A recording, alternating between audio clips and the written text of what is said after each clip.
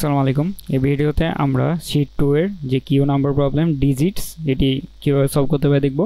আমাদের এখানে একটা নাম্বার দেওয়া থাকবে n এন্ড আমাদের প্রিন্ট করা লাগবে digits of that number right to left separated by space. তো আমাদের এখানে জাস্ট যে নাম্বারটা দেওয়া থাকবে তার ডিজিটগুলোকে হচ্ছে আমরা কিভাবে প্রিন্ট করব, রাইট থেকে লেফট, অর্থাৎ আমাদের এই পাশ থেকে এই পাশে আমাদের প্রিন্ট করা লাগবে অ্যান্ড মাঝখানে একটা স্পেস দেওয়া লাগবে।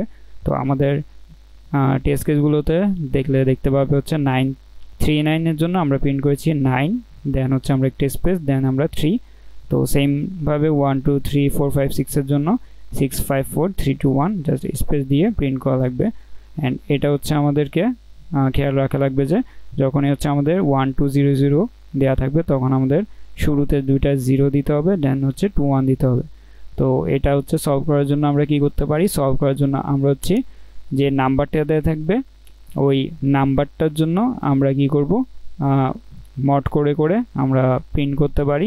তো আমরা জানি যে আমাদের কোন একটা নাম্বারকে ধরো 1 to 1 কে যখন হচ্ছে আমরা 10 দিয়ে মড করি তখন হচ্ছে আমরা লাস্টের ডিজিটটা পাই, অর্থাৎ আমরা এখানে 10 দিয়ে মড করার পর পাবো 1।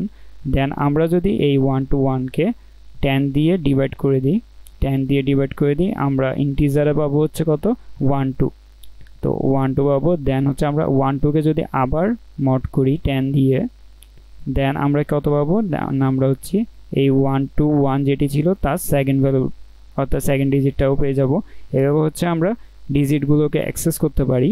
তো আশা করি তোমরা কোয়েশ্চেনটি বুঝতে পেরেছো। তো আমরা যদি এটা সলভটা দেখে নিই, আমাদের ভিএস কোডের জন্য কম্পিটিটিভ কম্পেনিয়নে ক্লিক করে দিব অ্যান্ড আমরা ভিএস কোডে গিয়ে সিপিপিতে ক্লিক করে দিব। আমরা যদি এখানে কোডটাকে পেস্ট করে দিই, আচ্ছা কোডটাকে হচ্ছে আমি নিয়ে আসি। তো আমাদের কোড হচ্ছে, তো আমি হচ্ছে এখান থেকে কোডটাকে নিয়ে এসে ভিএস কোডে পেস্ট করে দিই। তো দেখো আমাদের এখানে কি করেছে, আমাদের এখানে হচ্ছে কোয়েশ্চেন ছিল এরকম। তো আমাদের এখানে কি করেছি, আমাদের এই লাইনগুলো লাগবে না। তো আমরা এখানে জাস্ট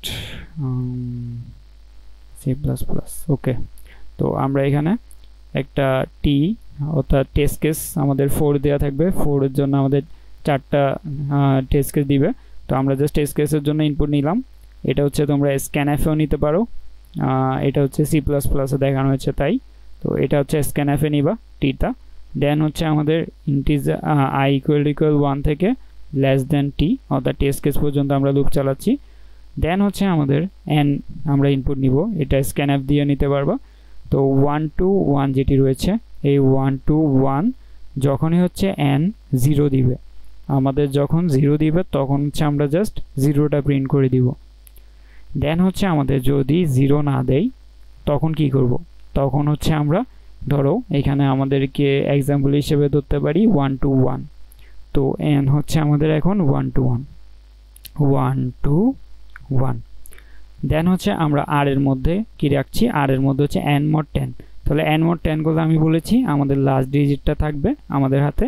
দেন আমরা প্রিন্ট করছি কি একটা স্পেস দিয়ে আমরা 1টাকে প্রিন্ট করছি। তো 1টাকে প্রিন্ট করলাম। দেন হচ্ছে আমাদের কি করা লাগবে, আমাদের n এর মধ্যে আমরা n ডিভাইডেড বাই 10 রাখছি। তো n ডিভাইডেড বাই 10 কি হবে আমি বলেছিলাম, তাহলে আমাদের এখানে n ডিভাইড বাই 10 হবে তাহলে 12। তো n এর মধ্যে যাবে 12। তো n এখনো কিন্তু গ্রেটার দেন 0।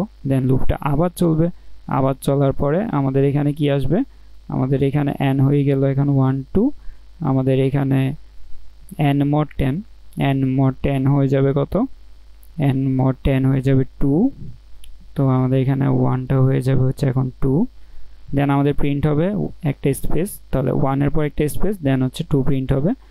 দেন আমাদের কি হবে, আমরা n কে হচ্ছে 10 দিয়ে আবার ডিভাইড করব। তো আমাদের এখানে জাস্ট থাকবে হচ্ছে n এর মধ্যে 1। তো এখনো n কিন্তু গ্রেটার দেন 0। দেন আমাদের হচ্ছে এখানে n এর মধ্যে এখন কত 1 রয়েছে। তো আমাদের n এর মধ্যে রয়েছে হচ্ছে 1 দেন হচ্ছে আমাদের এখানে r ইকুয়াল n mod 10। তো n mod 10 করার পর আমাদের এখানে কত আসবে, এখানে আসবে হচ্ছে 1। তো আবারও চলে আসবে 1। এখন হচ্ছে আমরা স্পেস দিয়ে 1টাকে প্রিন্ট করব। দেন হচ্ছে আমাদের n mod n divided by 10 করলে কত আসবে 0। তো 0 যখন আসছে তখন কিন্তু এই লুপটা আর চলবে না, যেহেতু 0 হয়ে গিয়েছে। তো আমরা এখানে কি করব, জাস্ট এন্ড লাইন প্রিন্ট করে দেব। তো এভাবে হচ্ছে আমাদের এই প্রবলেমটি সলভ করতে হবে।